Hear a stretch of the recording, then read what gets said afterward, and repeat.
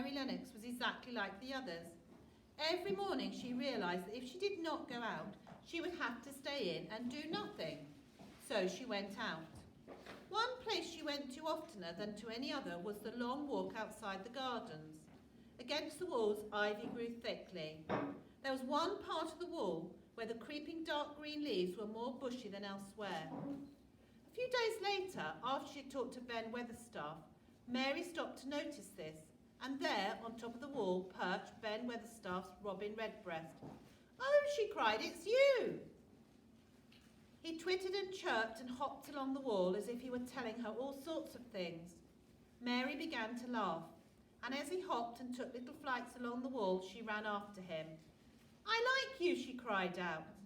He made a darting flight to the top of a tree, where he reminded Mary of the first time she'd seen him. He'd been on a treetop then, and she'd been in the orchard. She walked round and looked closely at that side of the orchard wall. Then she ran through the kitchen gardens and out into the walk outside the long ivy-covered wall, and she walked to the end of it, and then to the other end of it. "It's very odd," she said. "Ben Weatherstaff said there was no door, but there must have been one 10 years ago because Mr. Craven buried the key." She stayed out of doors nearly all day, and when she sat down to her supper at night, she felt hungry and drowsy and comfortable. She did not feel cross when Martha chatted away, and at last she thought she would ask her a question. Why did Mr. Craven hate the garden? It was Mrs. Craven's garden that she had made when first they were married, and she loved it. And there was an old tree with a branch bent like a seat on it, and she used to sit there. But one day that branch broke and she fell on the ground and was hurt so bad that the next day she died. That's why he hates it. Mary didn't ask any more questions. She looked at the red fire and listened to the wind wuthering louder than ever. But as she listened, she began to listen to something else. A sound, as if a child was crying. Sometimes the wind sounded like a child crying, but Mary felt sure this sound was coming inside the house. "Do you hear anyone crying?" she said. "No, it's the wind." "But listen, it's in the house." And at that very moment a door must have been opened somewhere downstairs, for a great rushing draught blew along the passage, and the door of the room they sat in was blown open. And as they jumped to their feet, the light was blown out, and the crying sound was swept down the far corridor, so that it was to be heard more plainly than ever. "There," said Mary, "it's someone crying, and it isn't a grown-up." Martha ran and shut the door and turned the key, and then everything was quiet. The next day the rain poured down again, and when Mary looked out of her window, the moor was almost hidden by grey mist and cloud. "What do you do in your cottage when it rains like this?" she asked Martha. "Try to keep from under each other's feet mostly," Martha answered. "Dickon, he doesn't much to wet. He says he sees things on rainy days as doesn't show when it's fair weather. He once found a little fox cub half drowned in its hole. He got it at home now. He found a half-drowned crow another time, and he brought it home too, and it hops and flies about with him everywhere. If I had a raven or a foxglove, I could play with it," said Mary, "but I've got nothing." Martha looked perplexed.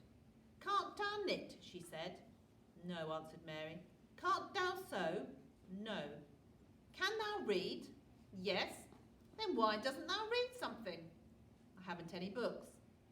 "If Mrs. Medlock let thee go into the library, there's thousands of books in there." Mary made up her mind to go and find it herself. She wandered along long enough to feel too tired to wander any further, and at last she reached her own floor again, though she was some distance from her own room and didn't know exactly where she was, standing still at what seemed like the end of a short passage with tapestries on the wall. It was while she was standing here that the stillness was broken by a fretful, childish whine. Her heart beat faster. She put her hand upon the tapestry near her and then sprang back.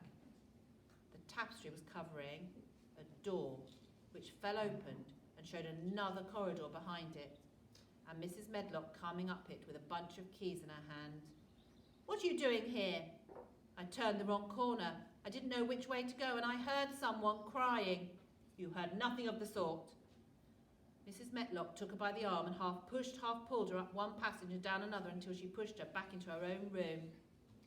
"So what do you think she was at the end of the corridor, this mysterious corridor behind the tapestry. What might she be finding there, do you think? She heard something. She heard a childish whine. What might she be finding? Caden, what do you think? I think a key. You think it's going to be a key? Key to where? What? I think a key somewhere, like a surprise door. A surprise door. What do you think, Alistair? A key that leads to the secret garden. The key that leads to the secret garden. I wonder. What else? A key to a place that nobody ever knows. Somebody that no one's ever been to and someone doesn't know. Anything else? Alicia, what do you think? I thought it was a key to the whining sound of the child. So if it's a whining sound of a child, what do you think she might find? Like a baby. Maybe a baby. So we will find out tomorrow what is at the end of the corridor and what that sound is, okay?